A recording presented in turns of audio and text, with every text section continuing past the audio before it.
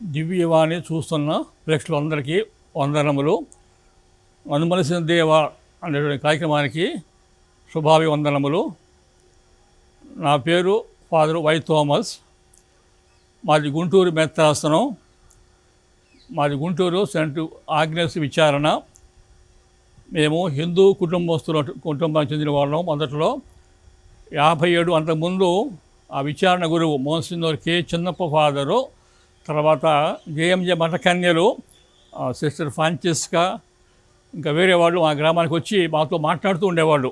మేము హిందువులు, మాకేం తెలియదు, మాతో మాట్లాడుతూ ఉండేవాళ్ళు. తర్వాత మమ్మల్ని పెద్దపరిమి బోర్డింగ్ చేర్పించారు. నేను పెద్దపరిమి బోర్డింగ్ పోయినప్పుడు మేము హిందువుల పిల్లలమే, మాకేం తెలియదు.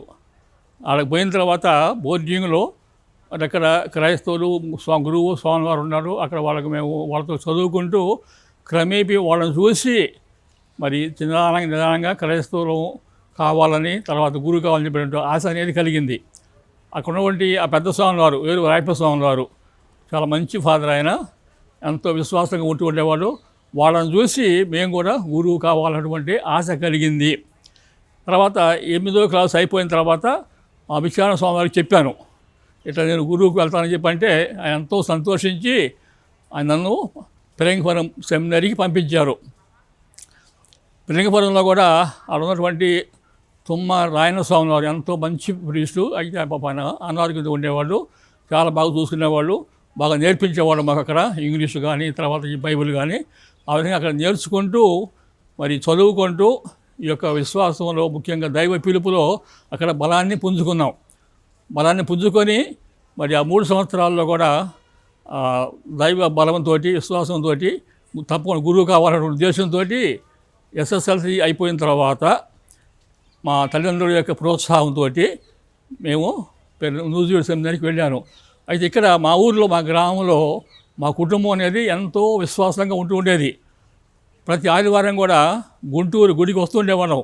4 మైళ్ళు నడిచి రావాలన్నమాట. ఆదివారం పూజకి వచ్చి మళ్ళీ నడిచి వెళ్తూ ఉండేవాళ్ళం. ఆ విధంగా మా కుటుంబంలో మరి విశ్వాసం అనేది బాగా దేవుడు బలపరిచాడు. అందువల్లనేమో మరి మా కుటుంబంలో మరి నేను కాకుండా మా అన్నయ్య కూతురు, మా చెల్లెలు కూతురు ఇద్దరు జయమ్మ గారు అయ్యారు. తర్వాత మా అక్క కొడుకు, మా చెల్లెల కొడుకు ఇద్దరు కూడా గురువులు అయ్యి వాళ్ళు పనిచేస్తూ ఉన్నారు. ఇప్పుడు కూడా మా కుటుంబంలో దాదాపు అందరూ కూడా విశ్వాసాన్ని అనుసరించేవాళ్ళే. ఎవరు కూడా బయటికి పోవాలి. మా కుటుంబం మాత్రం చాలా విశ్వాసంగా ఉంటూ ఉండేది. దానికి ప్రధాన కారణం మా తల్లి గారు. అప్పట్లో మాకేం తెలియదు, మేము చిన్నపిల్లలు. మా అమ్మ ఎంతో ఆసక్తి కలిగి మరి ఆ మాస్టర్ గారు వస్తుంటే వాళ్ళతో మాటలు విని మరి తర్వాత ఆమె మరి ఎంతో ప్రోత్సహించి మమ్మల్ని చదివించడం, మరి సెమినరీ పంపించడం చేసింది. తర్వాత ఆమె కూడా ఎంతో ఉత్సాహంగా ఉంటూ ఉండేది. తర్వాత మా కుటుంబంలో మరి 2 అమ్మగారులు, నేను కాక ఇంకిద్దరు గురువులు అయ్యారని చెప్పంటే అది మా తల్లి యొక్క ప్రోత్సాహం. వాళ్ళని ప్రోత్సహిస్తూ చెబుతూ ఉండేది అనమాట, ప్రార్థన చేస్తూ ఉండేది. ఆ విధంగా ఆమె యొక్క ఆ ప్రోత్సాహం, ప్రార్థన వలన మరి మా కుటుంబంలో 5 దైవ సేవ చేస్తూ ఉన్నాం. దేవుని యొక్క అనుగ్రహం అనేది ఆ విధంగా మాకు సహాయపడుతూ ఉంటూ ఉంది. పిరంగిపురంలో హై స్కూల్ స్టడీస్ అయిపోయిన తర్వాత 1965లో నూజివీడు సెమినరీకి వెళ్ళడం జరిగింది. అక్కడ ఎక్కువ మంది కేరళ స్టూడెంట్స్ ఉండేవాళ్ళు, తెలుగు వాళ్ళు కొద్దిమంది ఉన్నాం. మరి అక్కడ భాష ఇంగ్లీషు. మరి మాకేమో తెలుగు మీడియం, అంతకుముందు ఇంగ్లీష్ బాగా వచ్చేది కాదు, కష్టంగా ఉండేది. తర్వాత తెలుగు మాట్లాడకూడదు, అది రూల్ అది. కానీ మరి ఇక ఏం చేయాలా, కష్టంగా ఉండేది. అసలు ఉంటామా పోతామా అన్నటువంటి సందేహం కూడా వచ్చేదన్నమాట ఆ రోజుల్లో. కానీ ఎట్లా కూడా కష్టపడి, ముఖ్యంగా ఆ ఫాదరు లేంచుని గారి యొక్క ప్రోద్బలంతో, ఉత్సాహంతో నిలదొక్కుని నిలబడి 3 సంవత్సరాలు ఆడ పూర్తి చేశాను.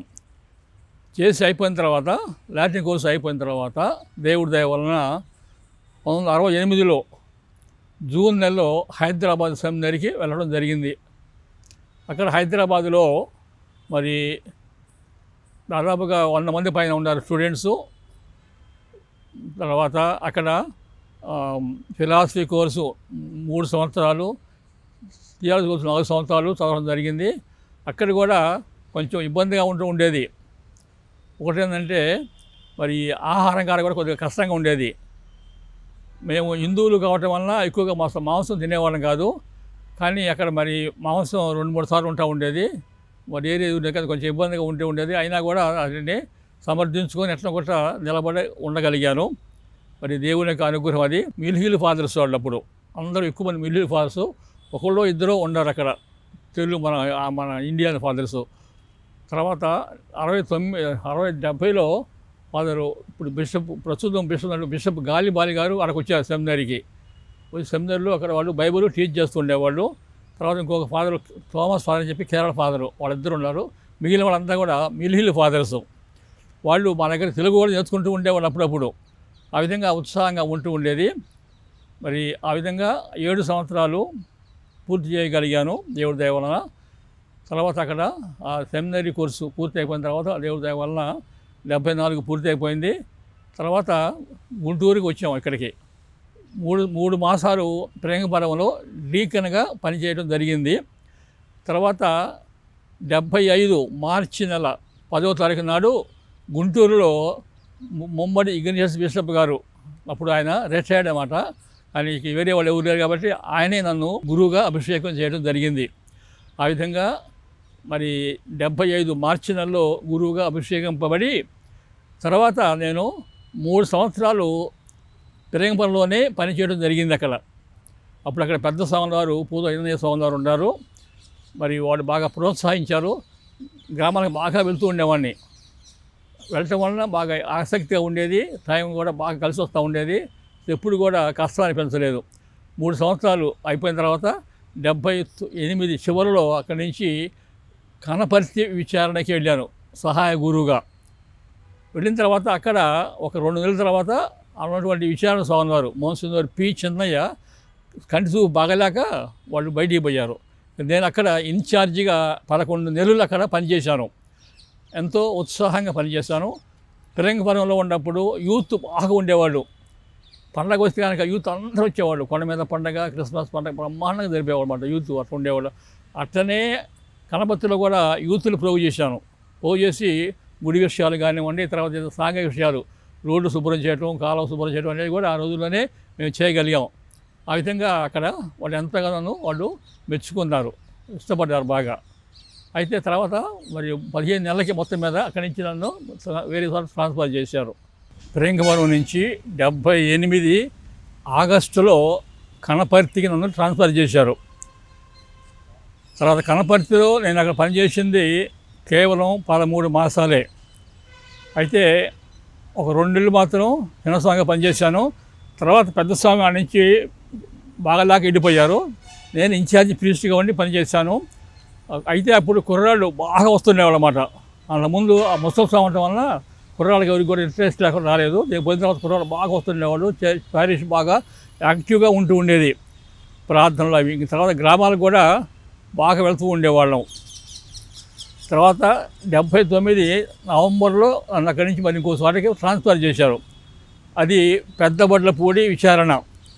ఆడ బోర్డింగ్ ఉంది, పిల్లలకి హై స్కూల్ ఉంది, బోర్డింగ్ ఉంది, విచారణ. దాదాపుగా 10-12 గ్రామాలు ఉన్నాయి. పెద్ద స్వామిగా వేరే ఫాదర్ ఉన్నారు. నేను ఇక్కడ చిన్న స్వామిగా వెళ్ళాను. వెళ్ళి అక్కడ కూడా నేను పనిచేసింది కొద్ది మాసాలే. ఎందుకంటే తర్వాత ఆగస్టు నెలలో నాకు ప్రమోషన్ ఇచ్చేసాను. బాపట్లకి విచారణ గురువుగా పంపించారు. అయితే పెద్దబడ్లపూడిలో ఉన్నప్పుడు పిల్లలతోటి బాగా ఉండేవాడిని. పిల్లల చేత బాగా చదివించడం, తర్వాత ఏదైనా పని చేయించడం, శ్రమదానం చేయించడం. నేను పోయినప్పుడు బిల్డింగ్ కట్టి పూర్తి అయిపోయింది, అది రంగులే లేదు. బాగా చెప్పి నేను పిల్లల చేత రంగులేపించాను. ఆ విధంగా పిల్లల చేత శ్రమదానం చేపించేసి బాగా ఉత్సాహంగా వాళ్ళని చెబుతూ ఉండేవాడిని. తర్వాత ఇంకొక సంఘటన అన్నమాట. ఆ రోజుల్లో ఈ సూర్యగ్రహణం వచ్చింది. సూర్యగ్రహణం వస్తే మధ్యాహ్నం పిల్లలకి సెలవు ఇచ్చారు, బడి సెలవు ఇచ్చారు. బోర్డింగ్ పిల్లలు చెప్పన్నారు, మనం బయట ఉంటే మేము చూస్తామేమో, ప్రమాదమేమో, సినిమాకి పోదామని చెప్పి అన్నారు. నేను చెప్పాను, అరే అట్లా పోవడం కాదు, ఏం ప్రమాదం లేదు, మీరందరూ ఉండండి, నేను చూపిస్తాను మీకు సూర్యగ్రహణం అని చెప్పేసి నా దగ్గర బ్లాక్ అండ్ వైట్ ఈ ఫిల్మ్ రీల్స్ ఉన్నాయి. ఫోటోలు తీసేవాడిని బాగా. రీల్స్ ఉన్నాయి అన్నమాట.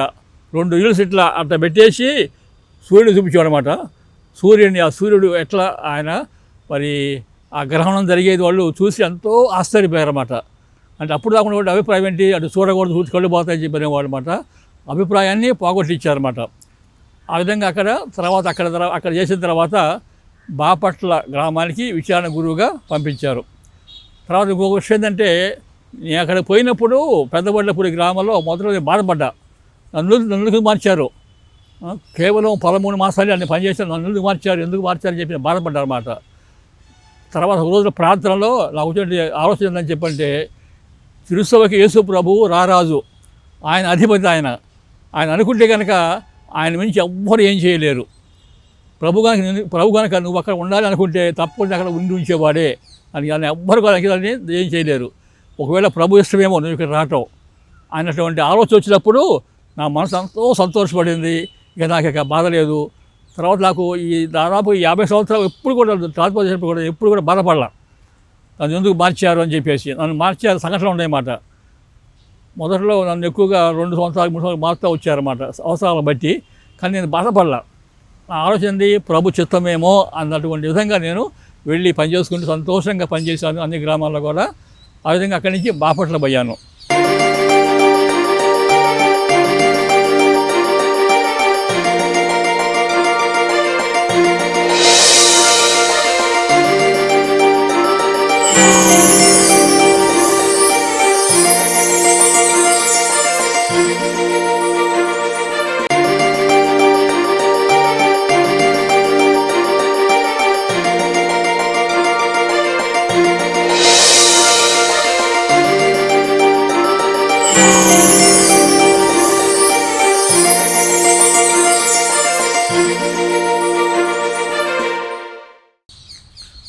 బాపట్లో సంతోషంగా పనిచేశాను. ఆడ కూడా పనిచేసింది 8-9 మాసాలే. ఎందుకు తర్వాత గ్రామానికి నన్ను అలా పంపించారు అక్కడి నుంచి. ఆ తర్వాత గ్రామము పాతరెడ్డిపాలెం గ్రామం 80లో పంపించారు. ఆడకెందుకు పంపించారు, అక్కడ తగాదాలు ప్యారిఫిస్ట్ ఒక వర్గంలో ఉన్నట్టు మన ఈయనమాట. నన్ను అక్కడికి పంపించారు. అక్కడ నేను 3 సంవత్సరాలు ఉండి పనిచేశాను. 3 సంవత్సరాల్లో దాదాపు అందరూ కూడా ఐక్యం చేశాను. అంతా కలిసిపోయారు, బాగుంటున్నారు. మళ్ళీ నన్ను అక్కడి నుంచి మళ్ళీ ఇంకోసారికి మార్చారు, దుర్గికి మార్చారు 84లో. దుర్గికి ఆడ కూడా అదేవిధంగా విభేదాలు ఉన్నాయన్నమాట. నన్ను అక్కడ మార్చారు.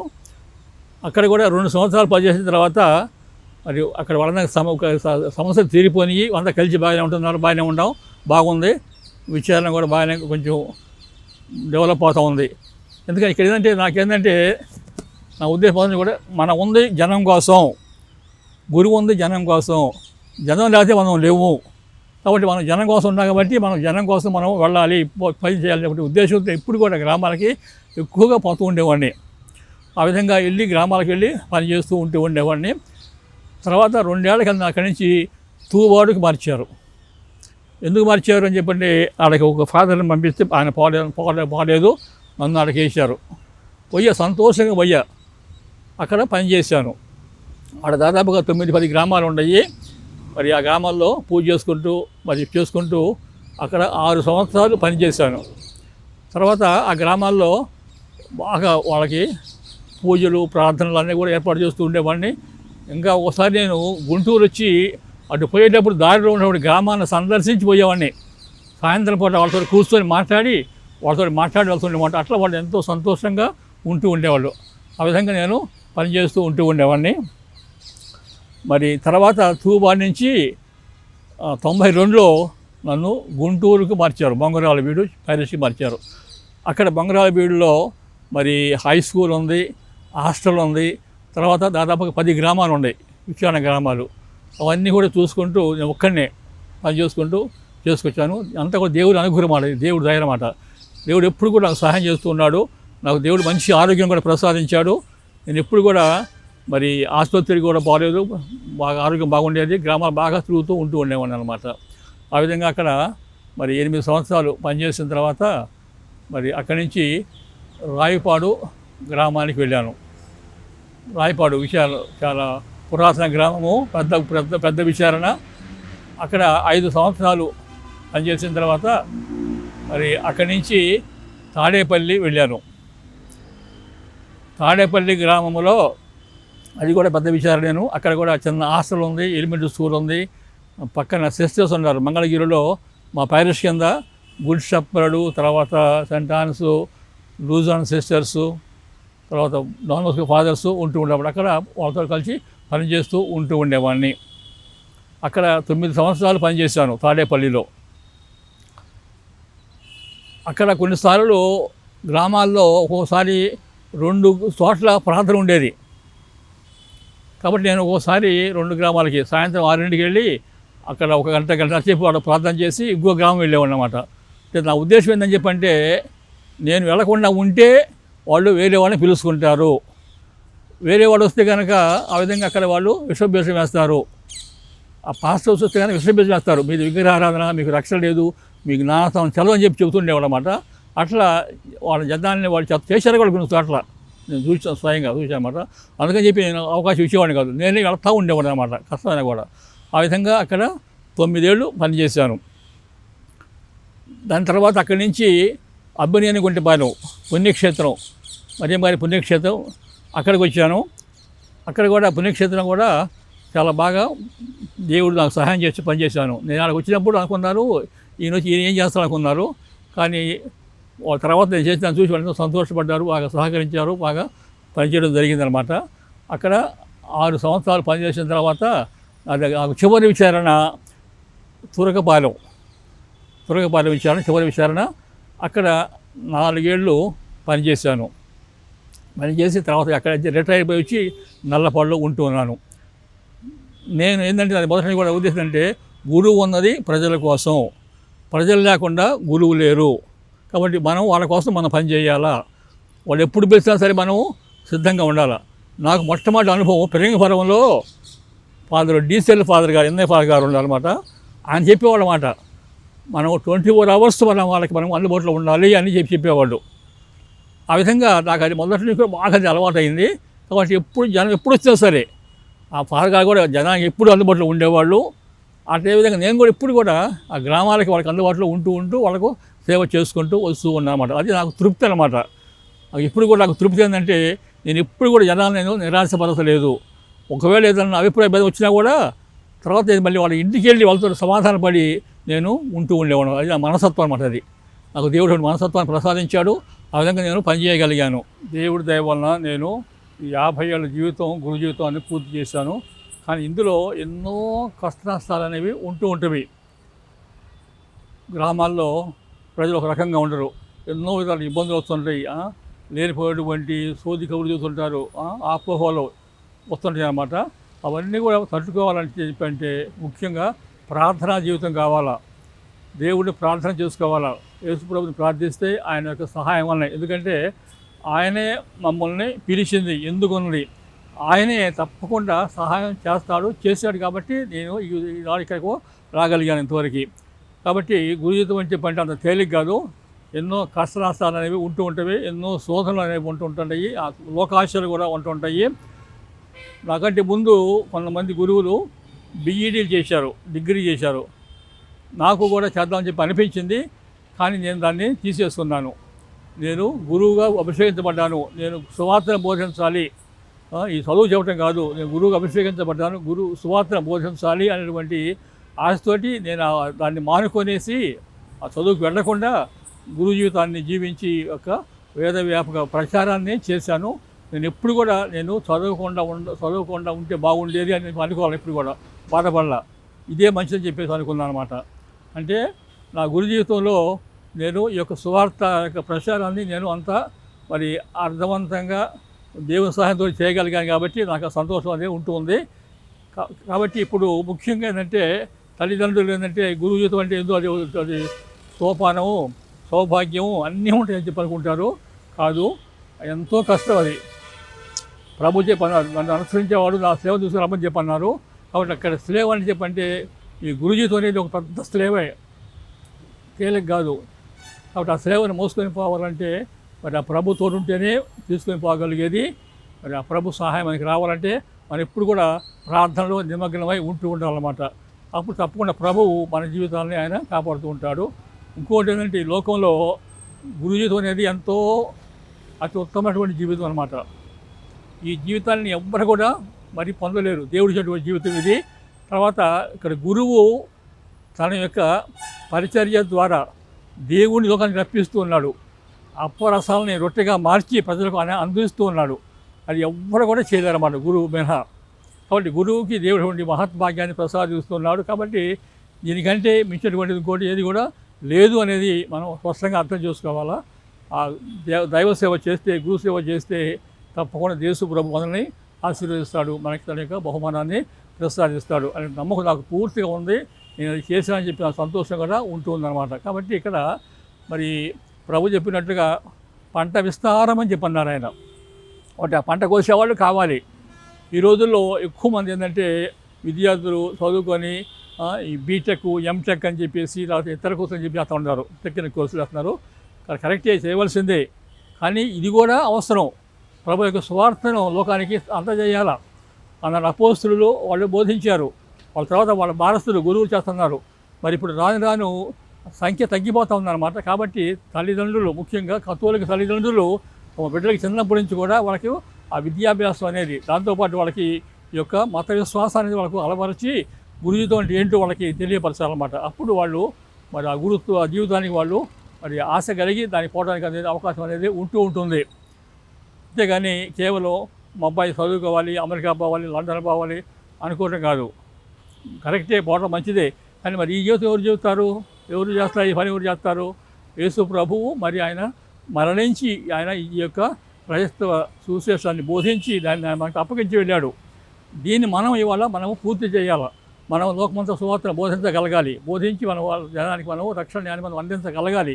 కాబట్టి ఎవరు చేస్తారు ఈ పని? గురువు మీద ఎవ్వరు చేయలేరు.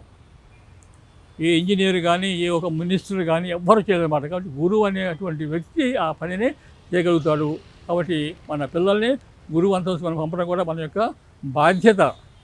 తల్లిదండ్రులుగా మరి మన పిల్లలకి చిన్నప్పటి నుంచి నానస్థానం దగ్గర నుంచి కూడా వాళ్ళకు ఆ విశ్వాసాన్ని అది మనం వాళ్ళకు ఆ విధంగా మనం నేర్పించగలగాలి.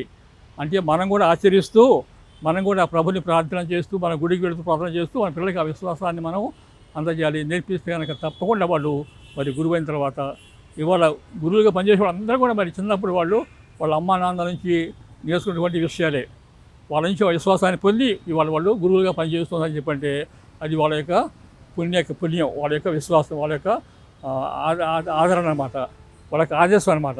కాబట్టి ఆ విధంగా ఇవాళ కూడా మరి తల్లిదండ్రులు ఒక బిడ్డ అయినప్పటికి కూడా మరి ఆ బిడ్డని వాళ్ళు ఆ గురువు పనికి పంపించగలగాలి.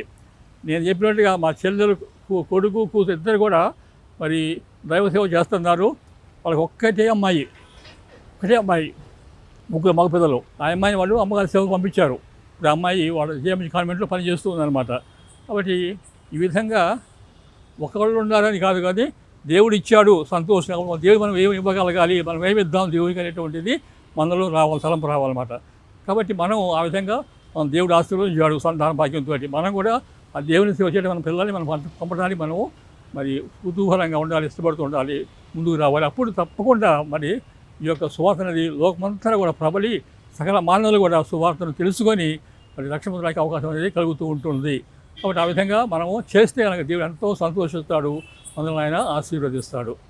నన్ను మరచిన దేవ అటువంటి ఈ కార్యక్రమం ద్వారా నా గురుత్వ జీవితాన్ని పంచుకోవటానికి నాకు సహాయపడినటువంటి దివ్యవాణి టీవీ యాజమాన్యానికి నా హృదయపూర్వక వందనాలు తెలియజేస్తున్నాను. God bless you. Thank you.